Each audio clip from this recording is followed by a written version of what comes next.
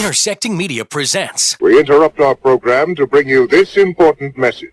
The next thing in late night talk. Here we go. While you're working, eating, and playing, he's watching. It'll be like O10. Keeping you informed. Thank you. Jason Page. Demented and sad, but social. Covering all the day's news from a studio somewhere in Southeast Asia. Worldwide! And talking about it with you. Blah, blah, blah. You're Up Late with Jason Page. Hoo-ah! Or up early. Good morning. But just stay up. It is time. Here's Jason.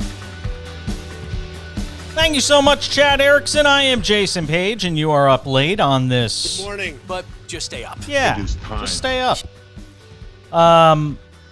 Good to be with you. Good to be with you on this first day of the week for us, Monday night / Tuesday morning. We got a lot to get into over the next, 60 minutes. It's already been a busy day for me. I'll tell you guys, I feel so lucky. A lot of people ask, why I'm still working in broadcasting. I'm in Singapore. First of all, you can really broadcast from anywhere these days. You don't need to be in a conventional studio. We've built a studio here in our condo, and it has all the amenities that I'm used to using in any normal functioning studio, and in some cases, it's even better. It's got a couch behind me. See? So if I get bored, I could just go sit on the couch. You don't have a lot of those in studios. But most of all, I still like storytelling. I still like having conversations with people. I still like talking with people. I don't do interviews. I do conversations. And I was really lucky for the latest episode of the Intersection podcast. And just this morning, we taped it here in Singapore. I was able to talk with Lon McCarran. He is the hand-by-hand commentator for the World Series of Poker, along with Norman Chad. And Lon McCarran is somebody I got to know about 10 years or so ago, a little more than that. About 10 years ago, actually. And there's a whole story behind how I met him and how I got to know him and how we became friends, so to speak. And it was so cool to talk with him earlier today for the Intersection podcast. So if you have not already done so, two things to do. Subscribe to the Intersection podcast. It is available from Believe. That's BLEAV. It's on every podcasting platform: Spotify, Apple, Google, Stitcher, Google Play, TuneIn, all those different things.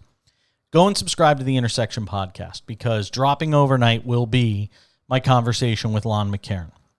It's about a 45-minute conversation talking about the World Series of Poker, but also just talking about his career and just sharing stories from our time in the broadcasting industry. It's a really neat conversation.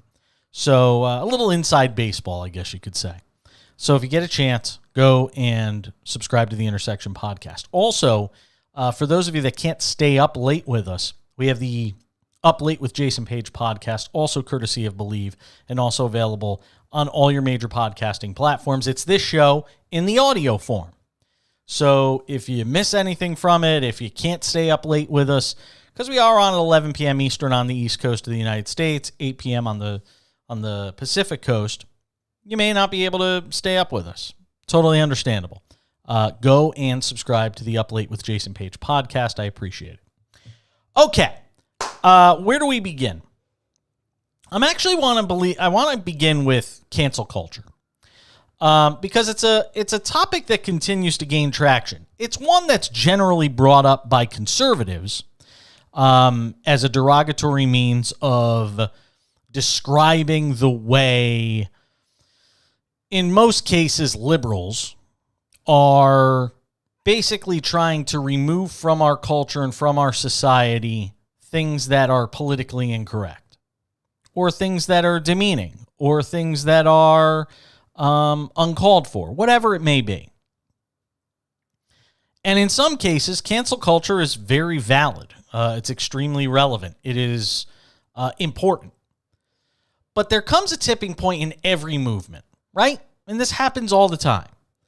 there always comes a point in time where something goes too far, where it jumps the shark, so to speak. And you start to wonder now out loud if cancel culture is one of those things that has officially jumped the shark. When you've got Mr. Potato Head being canceled, and now it's just going to be called Potato Head, and then Hasbro comes out and says, no, we're going to do it different, or Dr. Seuss is being canceled. When you have, Lincoln and even Dianne Feinstein being removed from schools and statues and all that stuff out in California because of things they may have done in the past that weren't necessarily the best things to do from a civil rights standpoint. All of these different things. So I want to sort of pose the question a different way and let you guys decide how you feel about it. Is it really cancel culture, as some people like to call it? I heard Bill Maher railing against it this weekend, and he's been railing against it a lot. Again, as have a lot of people. But is it cancel culture, or is it a new awakening? Are we looking at this the wrong way? By calling it cancel culture and giving it this negative connotation, aren't we just kind of rewriting the rules of what is acceptable and what we're going to tolerate in our society?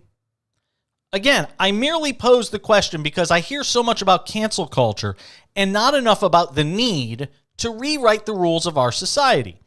And this broadens out into an even bigger topic for me, which is, and I was having this conversation with somebody this weekend at a coffee shop here in Singapore. Was it over the weekend or was it yesterday? It was yesterday. I was talking with somebody about this idea of the Constitution. And somebody was saying, does democracy work?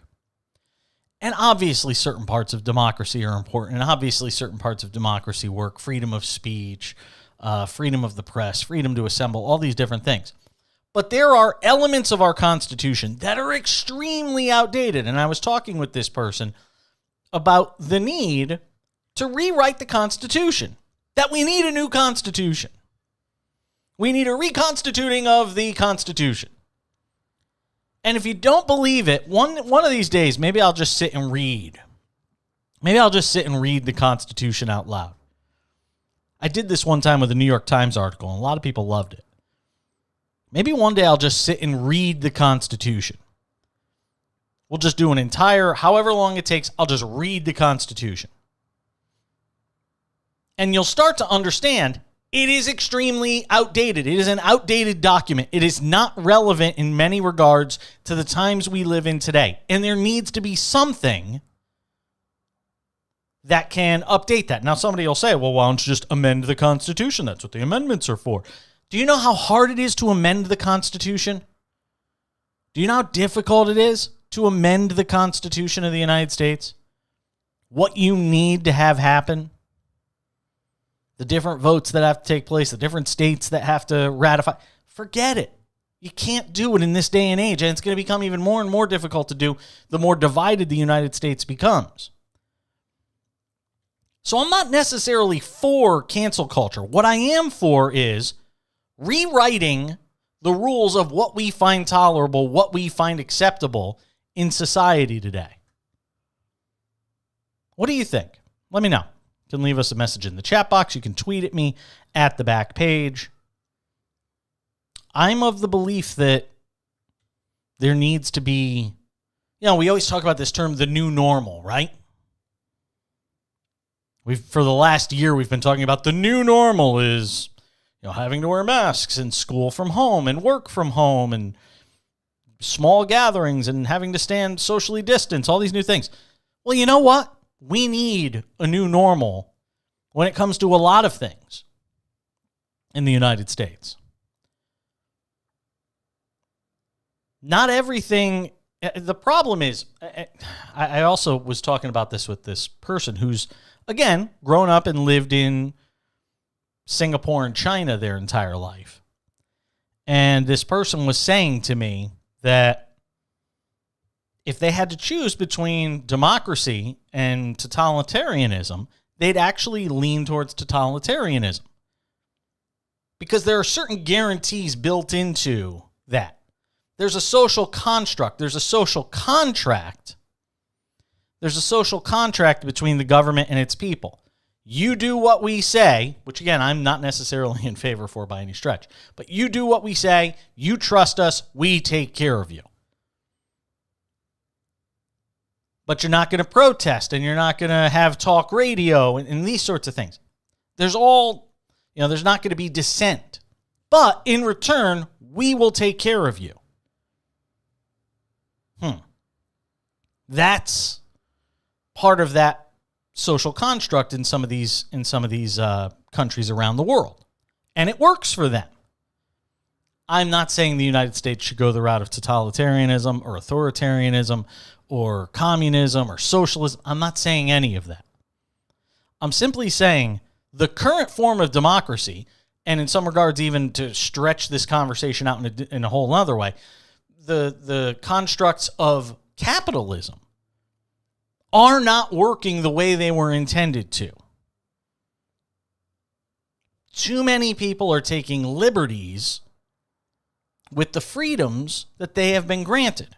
And as a result, you have a lot of people being left out of the economy, or being left out of society, or being left out of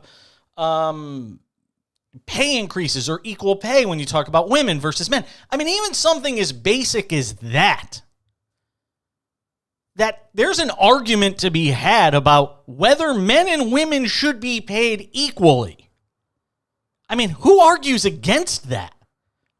How do you argue against the idea? How is it in America you can't come up with some sort of amendment to the Constitution that says a woman gets paid equal to what a man gets paid? That's where capitalism is broke, because capitalists will say, well, the free market should decide, and blah, blah, blah. How free is the market if women can't get paid the same amount as men?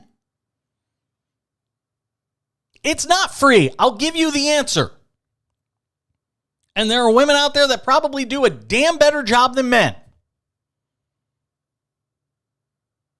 And they don't get paid the same amount. You think that's okay? And when you're talking about minimum wage not having been raised in 10 or 11 years, how is somebody supposed to keep up? You ever hear of inflation? Cost of goods and services rising. But your pay isn't. Your paycheck isn't. Oh, well, Trump had this great economy and man, look at the unemployment was down to this. Yes, people were working 2 and 3 jobs to make their ends meet. Capitalism is broken. The democracy is broken. The Constitution is outdated.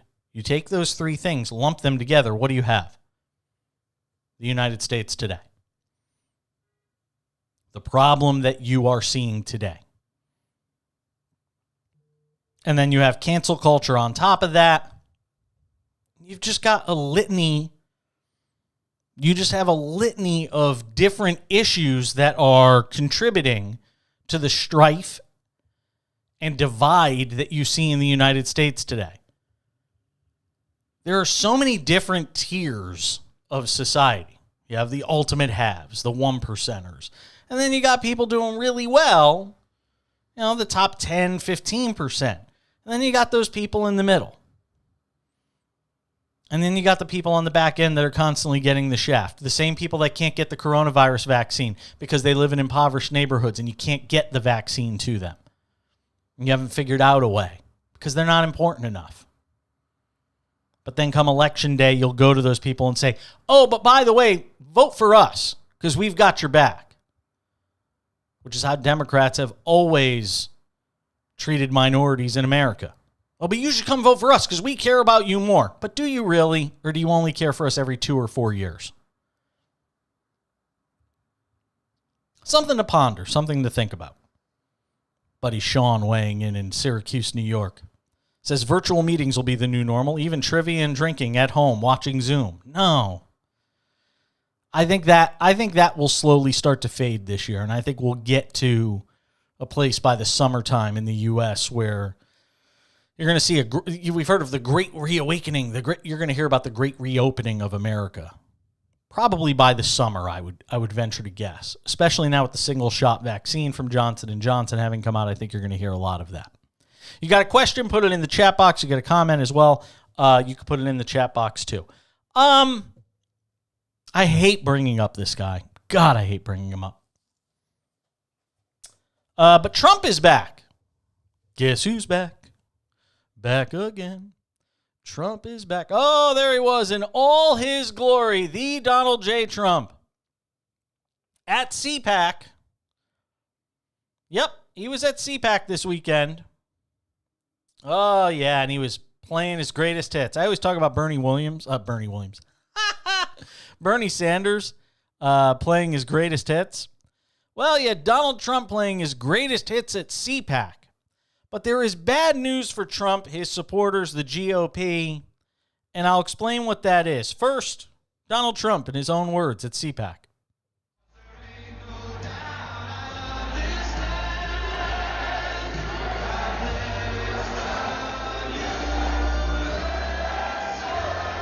Thank you very much, and hello, CPAC. Do you miss me yet? No, like herpes. Like Stormy Daniels would miss an STD. That's how we miss you. That's how we miss you, Donald. By the way, did you notice everybody standing up in that ballroom? No masks.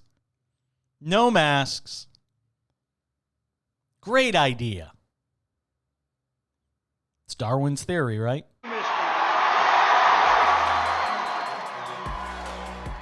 Joe Biden has had the most disastrous first month of any president in modern history. That's true. Already the Biden administration has proven that they are anti-jobs, anti-family, anti-borders, anti-energy, anti-women, and anti-science. Anti-science. This is coming from the guy, by the way, who said inject bleach into yourself. Disinfectant. Go ahead. Should we do that? Can we do that? I think we could do that. Right, Deborah? This is that guy. Anti-science guy. In just one short month, we have gone from America first to America last. The Democrats don't have grandstanders like Mitt Romney, Little Ben Sass, Richard Burr, Bill Cassidy, Susan Collins, Lisa Murkowski, Pat Toomey. And in the House, Tom Rice, South Carolina, Adam Kinzinger, Dan Newhouse, Anthony Gonzalez, that's another beauty, Fred Upton, Jamie Herrera Butler, Peter Meyer, John Katko, David Valadeo, and of course the warmonger, a person that loves seeing our troops fighting, Liz Cheney. How about that?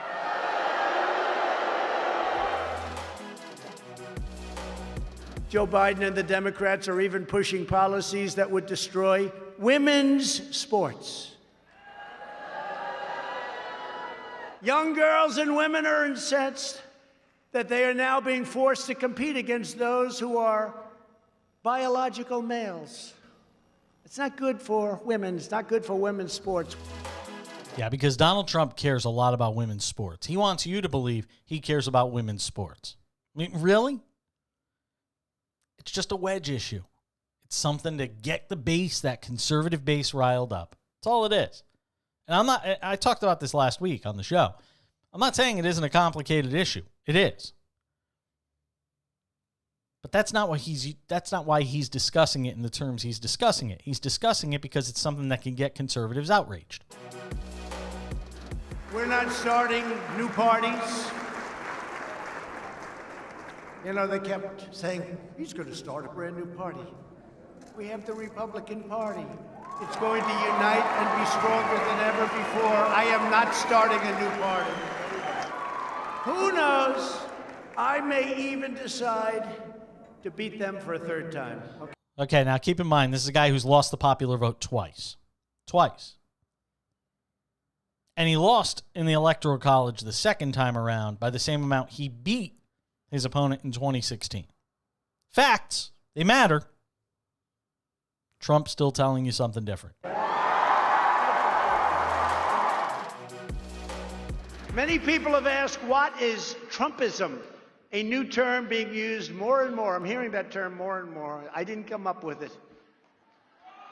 But what it means is great deals, great trade deals, great ones. Not deals where we give away everything, our jobs, our money. Tens of millions of ballots. Where are they coming from? They're coming all over the place. Where illegal aliens and dead people are voting, and many other horrible things are happening that are too voluminous to even mention, but people know. It's a big word. It's being studied. Voluminous. And the level of dishonesty is not to be believed. Then the YMCA to finish it off. Yeah, come on. Dance, Donnie, dance. He didn't dance this time. He just quickly shuffled off the stage. Let me tell you something. All right, kill the Trump stuff here. Donald Trump looked horrendous in that speech. Think about the Trump you used to see out on the campaign trail. Think about the Trump in the White House. Think about that boisterous, loud, obnoxious Trump. That high energy Donald Trump. Used to dance on stage, used to go off prompter a ton. This was boring prompter Trump. If you sat through that for whatever it was, 45 minutes, an hour, you should ask for your money back. Ask for that hour of your life back. Because that was horrendous. Not to mention all the lies being told. I had a member of my family who put up as their Facebook story, you know, those Facebook stories you can create. They put up them watching that. To that person in my family, I feel sorry for you. You must have nothing to do on a Sunday evening. Call me. I'll talk you through it. We can find something better for you to do. Because you must have no life if you sat there for an hour and watched that. By the way, only Fox News of the three major networks actually carried it. There is more bad news, though. There is more bad news for the GOP, and here it is.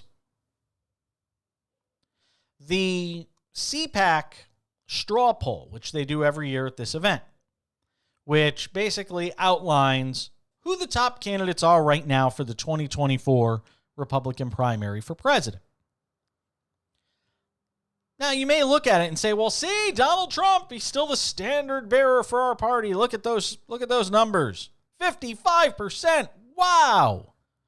For a guy that just left the White House and for a straw poll being held at an event where he's speaking in his home state of Florida now, only 55%? Oh, but your party is united. No, it's not. It couldn't be more ununited. It couldn't lack more unification than this poll would indicate. And look at the names on this poll. Okay, let's talk about some of these. And this is why the Republicans are in so much trouble. They've got to be in such panic mode right now. I'm telling you, they may wind up out of the White House for a generation if they continue to cling to Trump. So Trump, Trump gets 55%. Then you have Ron DeSantis at 21%, the Florida governor. Then you have South Dakota Governor Kristi Noem. Governor from South Dakota. Oh, yeah, she's got a chance. Nikki Haley at 3%. Then you got the 2%ers. Mike Pompeo, Ted Cruz, and Rand Paul. And then look at the name that's 8th down on this list. Remember when we had Matt Lewis on from the Daily Beast? Conservative commentator and friend of Tucker Carlson. Used to work with him. Tucker Carlson gets 1% in this poll. And if Trump isn't in the poll, he gets 3%. He's the second choice of 3%. If you're Tucker Carlson and you're looking at this, and you're looking at all those establishment names on the list, if you're Tucker Carlson, you have to be thinking about running. I think it's crazy. I don't think he has a chance in hell of winning. I think there would be so many things dragged out about him from his days at Fox News and beyond. There's no way he would get elected. But we also said that about Trump. And if Trump could get elected with all the things in his past, Tucker Carlson certainly could. But there's Tucker Carlson in the same category with Josh Hawley, Mike Pence, Tim Scott. We're talking career politicians here.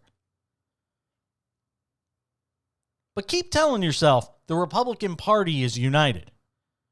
This right here tells you that that couldn't be further from the truth. It is interesting to see Mitt Romney in there. Could Mitt Romney run again in 2024 as the moderate alternative for the Republican Party? Basically, Mitt Romney running, it would be the Joe Biden version of the Democrat for the Republicans. Whereas Joe Biden was the moderate alternative, Democrat light in a lot of people's minds, even though I still think he's further to the left than most understand.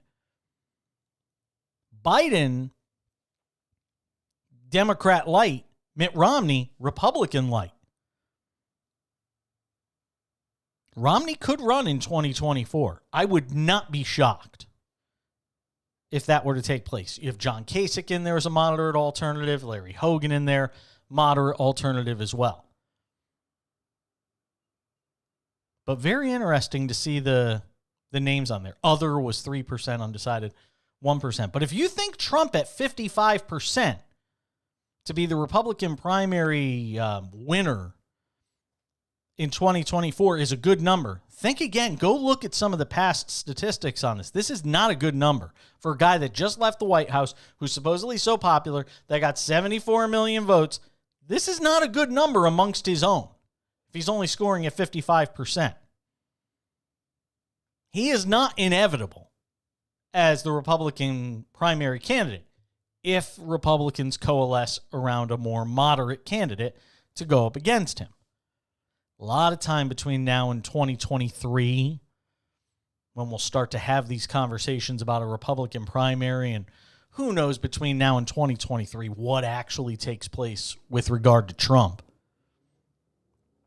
and his legal woes potentially that are mounting, whether or not he winds up staying out of prison. Can't run for president if you've been convicted of a federal crime. I don't even know if you can run if you've been convicted of a felony. So you could be talking about a situation where Donald Trump may want to run but can't in 2024. That's why I'm saying such a long time between now and then. I still, in my heart of hearts, don't think Trump will be the nominee in 2024. And that's why the longer the GOP establishment in Washington continues to support and hug Trump, the harder it's going to be to break away from him if and when he goes to prison, if and when he decides not to run, whatever. And then you've got to try and take all that support and shift it towards another candidate, either a more moderate candidate or a Josh Hawley or a Ted Cruz or a Marco Rubio, the Trump sycophants, Lindsey Graham, who knows? I'm Jason Page. You are up late with us on a Monday night / Tuesday. I have to take Joe Biden to task. I know everybody thinks that I'm some crazy liberal. But as I often explain on this show, I'm really an independent. Not really. I am an independent. And I will tell you when I have things about Joe Biden that bother me. Something took place late last week and over the weekend with regard to Joe Biden. It really bothered me. We'll get to it next.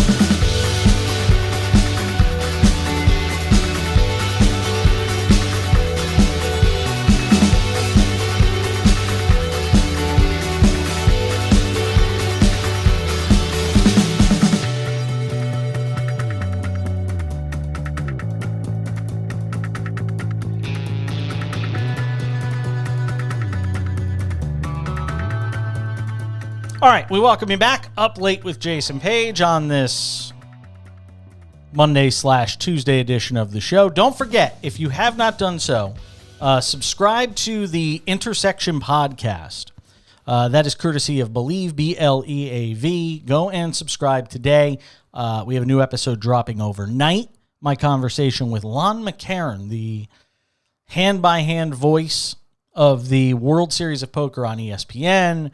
He worked on the PBA Tour for a year. He was with the X Games. He's been in broadcasting for a zillion years. Him and Norman Chad really are the Pat Summerall and John Madden of poker commentary. And they've been at it 17 years now.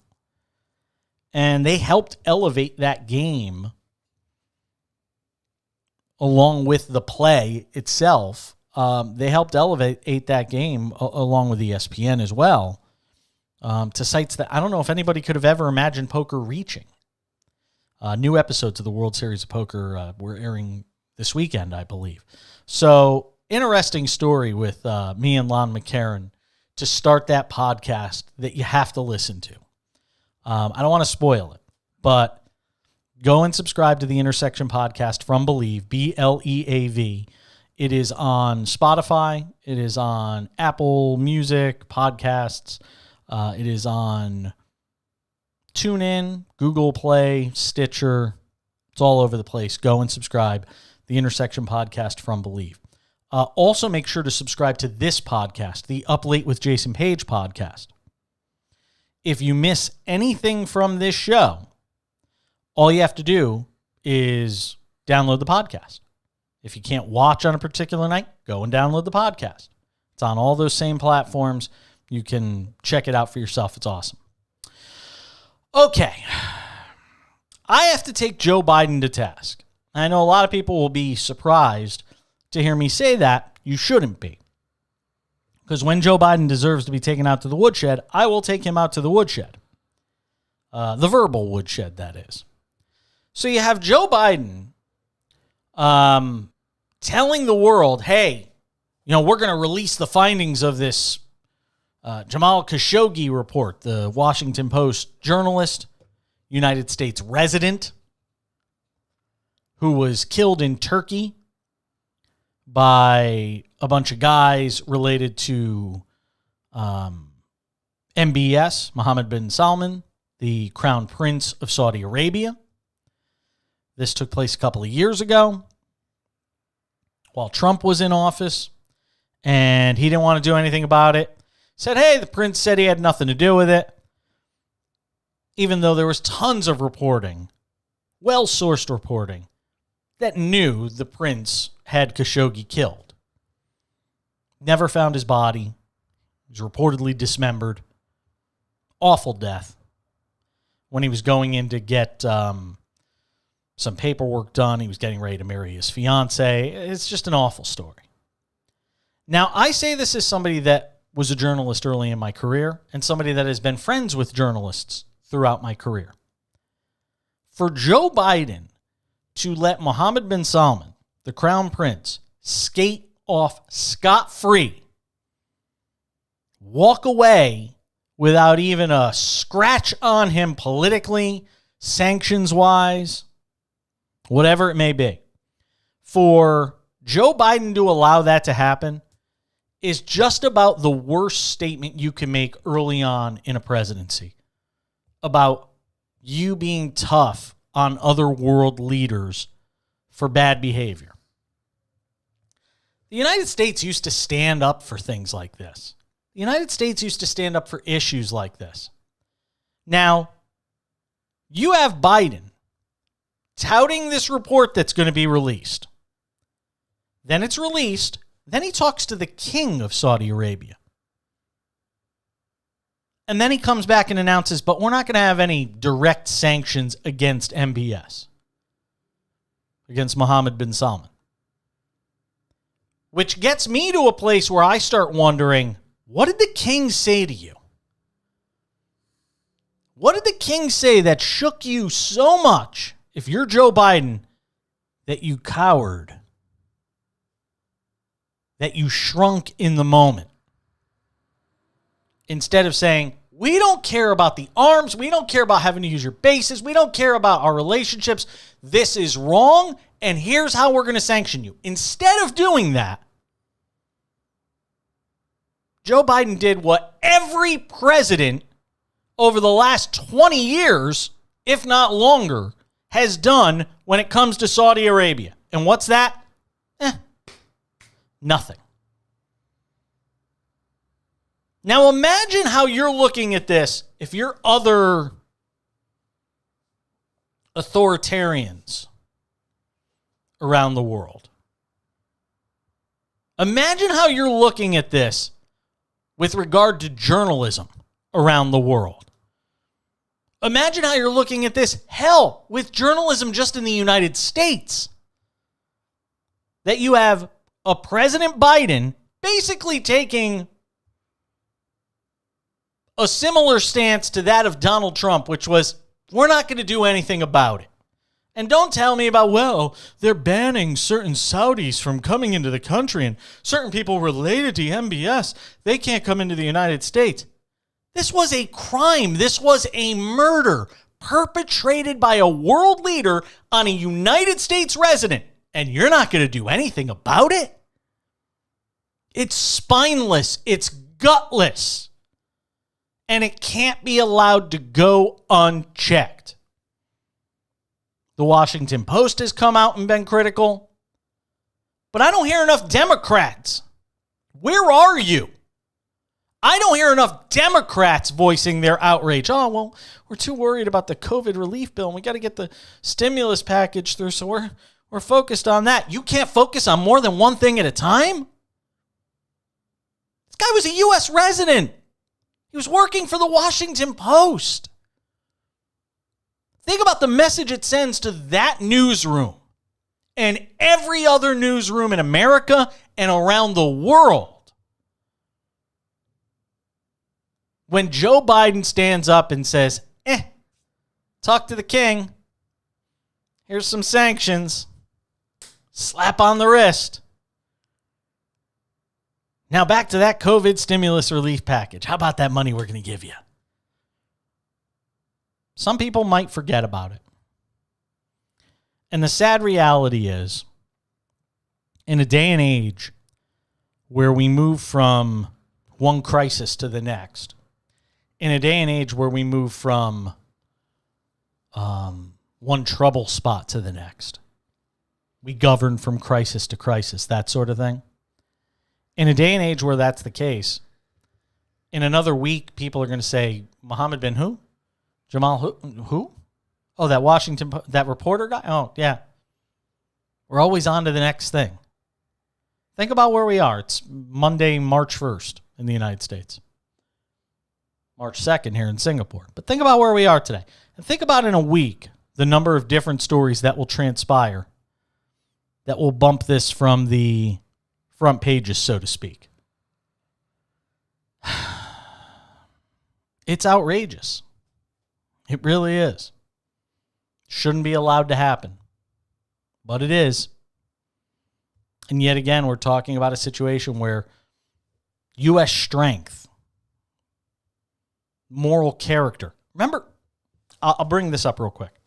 When Kamala Harris ran for president, I always hearken back to this. Because I was at her rally when she announced she was running for president in Oakland. Really cool event. And she was my pick to be president. She was the first person I endorsed. But I remember one thing she said that really stuck with me at her campaign launch. She said, who are we? We need to answer this fundamental question in the United States of who are we? And I said, that really resonated with me. It's something I've taken with me every day since 2018. It was October of 2018 when she announced she was running, something like that. I don't remember. Maybe it was February of 2019 or January of 2019. But I was at that rally, and I've carried it with me. Who are we? And I would ask that question of Kamala Harris and Joe Biden today. Kamala Harris, you're one of the last voices in the room before Joe Biden makes any decisions. And if you are, I'm asking you, Kamala Harris, with regard to how this was handled, and if you have sway, and if you have a voice in this administration, what I need to know from Kamala Harris is, ask yourself that same question. Who are we? Are we a nation that simply washes our hands of something, throws a few sanctions on the table, but doesn't punish Mohammed bin Salman for masterminding the murder of a U.S. resident, a U.S. journalist, in another country, in Turkey, not even in Saudi Arabia, but going to Turkey and killing him in the Saudi embassy? Is that who we are, Kamala Harris? Is that who we are, Joe Biden? To authoritarians around the world, to fascist dictators around the world, yeah, that's exactly who we are. We're given a free pass to any other fascist dictator, authoritarianist that wants to do the same thing. It's not a good look for America, folks. Doesn't matter what side of the aisle you're on. You gotta call it out when you see it.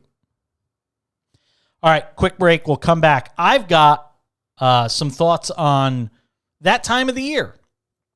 Award season. The Golden Globes were on Sunday night. I'm not going to talk about who won and who lost because I could really care less.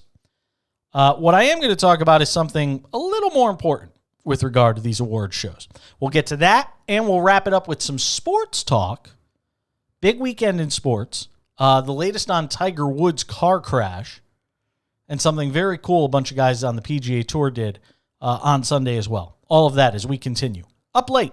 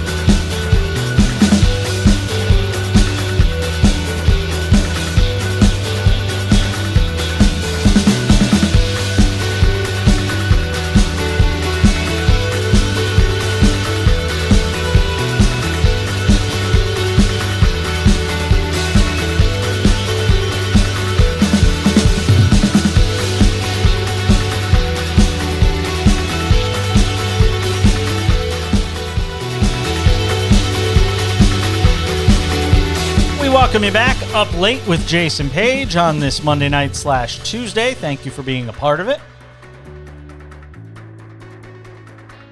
We'll get to some sports talk coming up here in a couple of minutes. Anybody watch the Golden Globes? Oh, you weren't alone.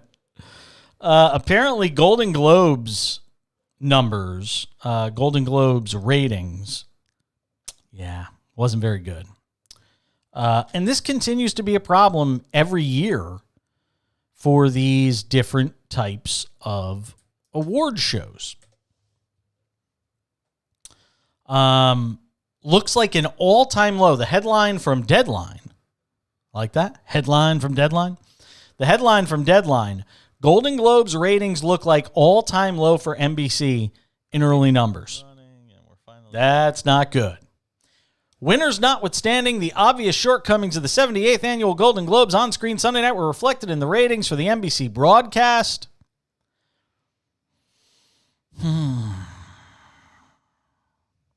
Coming in with a 1.2 rating in the adults 18 to 49 demographic and about 5.4 million viewers, the 2021 Globes telecast fell about 60% in both categories from the partially adjusted fast national numbers snared last year from the Ricky Gervais-hosted Golden Globes. So first of all, America's making it clear it's tired of Amy Poehler and Tina Fey. We've had enough of them, right? I mean, let's just be honest. And I like them both in different things they do in terms of like shows and stuff like that. But the Amy Poehler, Tina Fey comedy show has kind of worn itself out, right? But this is something that has slipped into the Grammys and the Academy Awards and the music award shows. People just aren't watching. And I can't for the life of me tell you why. I know conservatives will say, well, it's because the shows have become too political. It's because somebody talks about, if Mia Farrow gets on stage and talks about politics, or if I have to hear Susan Sarandon go off about President Trump, I don't want to watch. I'll tell you why that's garbage. People make the same argument in the NFL all the time. Well, I'm not going to watch the NFL anymore. And then you look at the ratings, and the ratings are still kicking ass. Maybe not as high as its peak, but still monster numbers. The drop-off for these award shows is far more precipitous than what we're seeing in terms of sports, where people are still watching in large numbers, at least the NFL. Baseball, basketball, they're always going to come up distant second and third, and hockey and all that. But award shows, the drop-off is so immense. And I can't tell you why. A lot of times I can come on here and give a rationale for something. I can give you an educated opinion. I can't give you an educated opinion on why people are not watching award shows anymore. The 2020 ratings for the Golden Globes went to 18.3 million viewers in the final numbers, which have not come in yet for last night's or Sunday night's Golden Globes. But there's no way they're going to come close to that 18.3 million. Now, is it COVID related? Is it because people maybe think they're not going to be seeing the stars on stage, red carpet, all that stuff? I don't know. Maybe next year there'll be a bump back up, but it's certainly not going to be as big a number as I think the industry executives would hope for. Very interesting. And it'll be fascinating to watch how award shows start to reinvent themselves. How do these award shows start to reinvent themselves in the years ahead? Because they obviously have to. I don't know what the answer is. Before I get to sports, only because it happened just before we came on air tonight. It wasn't something I had planned to talk about, but it's something we should talk about. And that is the Andrew Cuomo situation in New York. You have Andrew Cuomo, the governor, facing allegations of sexual harassment against different people he's worked with. Now, a third accuser has come forward. Now, we talked about this before, but the other element of this story is the Chris Cuomo part of it. His brother hosts on CNN at 9 p.m. Eastern weeknights. Well, now you're talking about a situation where Chris Cuomo actually had to come out on the air and address the allegations against his brother. I want to read you from Chris Cuomo tonight Cuomo Primetime or whatever it's called on CNN. He said, "Before we start tonight, let me say something that I am sure very obvious to you who watch my show, and thank you for that. You are straight with me. I will be straight with you. Obviously, I am aware of what is going on with my brother, and obviously I cannot cover it because he is my brother. Now, of course, CNN has to cover it," he says. "They have covered it extensively, and they will continue to do so. I have always cared very deeply about these issues, and profoundly so. I just want to tell you that there's a lot of news that goes on also, so let's get after that." So that is what Chris Cuomo said on Primetime. Has to be extremely awkward for him to have the network he works for covering and reporting on a story that essentially labels his brother or casts his brother as the villain in this sexual harassment story. I've got more I want to talk about with regards to sex crimes, sexual abuse. We'll do that on tomorrow's show. All right, to happier stuff, and that is sports. And if you are an Arizona Cardinals fan, you have got to be thrilled. You've got to love the fact that your front office just went out and landed J.J. Watt. 2-year deal, I think it's $31 or $32 million, something like that. I say this all the time in sports. I said this years ago when the Yankees traded for Alfonso Soriano. They got him after he left the organization and all that, they got him back from the Cubs. I think it was Soriano. Pretty sure. They got him back on the backside of his career. And I say this all the time. Give me a motivated veteran any day of the week, especially one that doesn't have a ring. Give me a motivated veteran. Desperate, starving for a ring. It's almost always going to be a winning situation. Heck, even in the Buccaneers situation this year, everybody kind of guffawed when they went and got Antonio Brown. Oh, is he going to be well behaved? Oh, all the problems with the Raiders. Oh, the problems with the Patriots. Oh, they had to be released. The assault allegations, all these different things, and rightly so, those should be brought up. Did you hear a single problem with Antonio Brown in Tampa Bay with the Buccaneers after he was signed by the team during the season? Give me the motivated veteran trying to prove he still belongs, that he still has what it takes, even on the back nine of his career, which J.J. Watt certainly is. Give me that guy every day of the week. Every day of the week, I'll take that.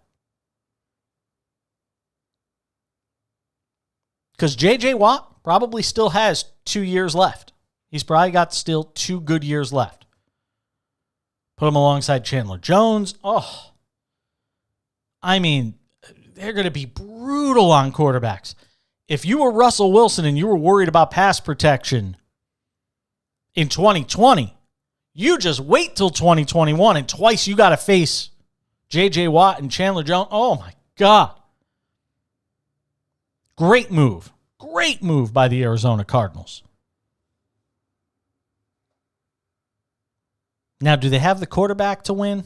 That's a question. And there are some people available on the market, so we'll have to wait and see if they decide that they've got their quarterback of the future there. Who runs the football extremely well. He doesn't throw it extremely well. All right. Tiger Woods, real quick. There's all this conversation now about, did he fall asleep at the wheel? They've got accident recreation people, but people that do not have direct knowledge of the investigation that are coming out and saying stuff. Everybody's got to, I hate to use this word. It's a terrible pun, but everybody's got to pump the brakes on this story. Let police handle the investigation. There's going to be plenty of time to critique what Tiger may or may not have done wrong behind the wheel of this car. Obviously, he did something wrong to allow for him to cross a divider, go hundreds of feet off the road, and nearly kill himself and destroy this SUV. But let's not jump to conclusions as to what those things were. Not yet. On a happier note, kudos, and may I say major kudos, to a lot of guys on the PGA Tour who wore Tiger's usual red on Sunday in honor of Tiger. And Tiger, who's been fairly quiet during this time in the hospital while he's recovering from multiple leg surgeries, and who knows how bad this thing is going to wind up being for him if he ever plays golf again. But even Tiger had to reach out via social media and say, you have no idea how much it means to me, basically, to have you guys wear red on Sunday, and it shows you're thinking of me. I thought that was very cool. So kudos to the guys on the PGA Tour that did that. Very cool. By the way, Colin Morikawa is really good, and he's going to win a lot on the tour. He's already won a major. He's already won 4 times. I think he's like 23 years old. Everybody talked. Every time some great golfer comes along, it's always, who's going to be the next Tiger? We've kind of given up on that conversation because I think we now realize nobody's going to be the next Tiger. There'll be other great players, but nobody's going to be the next Tiger. Just like I think it would even be fair to say, well, after Jack Nicklaus, who's going to be the next Jack? There is no Jack. He stands in a class by himself, as will Tiger someday. All right, let me finish with something funny today. Last thing to wrap up the show. The final word of Monday night's edition of Up Late with Jason Page goes to Bill Maher. Mike Lindell is in the news. You know Mike Lindell. Show his picture. He's the My Pillow guy, big Trump supporter, super Christian, conspiracy theorist, former crackhead. I'm not saying that as a slam or a slur, that he is very honest about it. Anyway, he's getting reformed his life. Very good. Oh. Look how easy it is to get them to applaud. He's being sued by the Dominion voting machine company for $1.3 billion because he keeps claiming that the election was rigged and phony and all that. So apparently he's not going to go away. We thought it'd be a very good week to do 24 things you don't know about the My Pillow guy, Mike Lindell. 24 things. I only switched over to My Pillow after my cocksock didn't take off.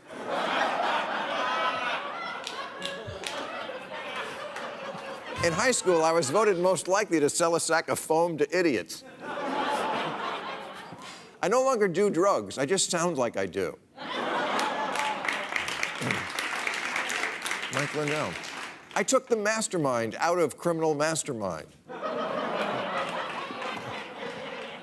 When I was a crack addict, I knew I'd hit rock bottom when I thought about selling my bottom for a rock. It's just a joke. I'm a Christian, and the Bible says homosexuality is a sin. But sometimes a guy's got to score an 8-ball. Again, we're just kidding. He didn't do that. We're just making jokes. Mike Pence says My Pillows are his favorite to bite. I'm an evangelical Christian, and if you were a dipshit who made $300 million selling pillows, you'd believe in God, too. It's great. Kudos to Bill Maher, who gets the final word on this episode of Up Late with Jason Page. And that's going to do it. Thanks for being a part of the show, whether you're watching or whether you're listening. The Up Late with Jason Page podcast, if you have not subscribed, do so now. I implore you.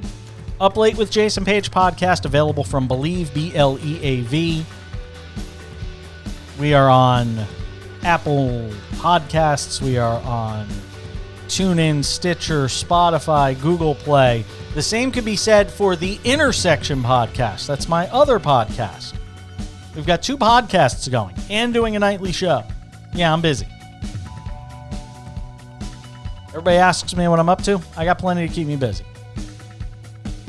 The Intersection podcast, Lon McCarron, ESPN World Series of Poker, hand-by-hand analysis. Their analyst.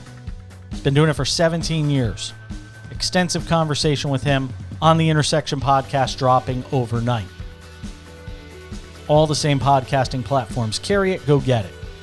tomorrow, I got to talk about this Woody Allen story because it's obviously not obvious. Maybe it's not obvious. It's very personal to me. I'll explain why. So we'll get into that. I didn't get to WandaVision today. I'll get to it tomorrow. I have now caught up on all 8 episodes with the season finale coming up this weekend. So, looking forward to talking about WandaVision a bit now that I've actually watched all of it. So if you're a fan of WandaVision and you haven't watched them all, you may want to skip out on part of tomorrow's show. I'll give you a warning, though. All right, that's it for us. Mask up, stay safe, wherever you are around the world. I'm Jason Page. Thanks for staying up late. Bye.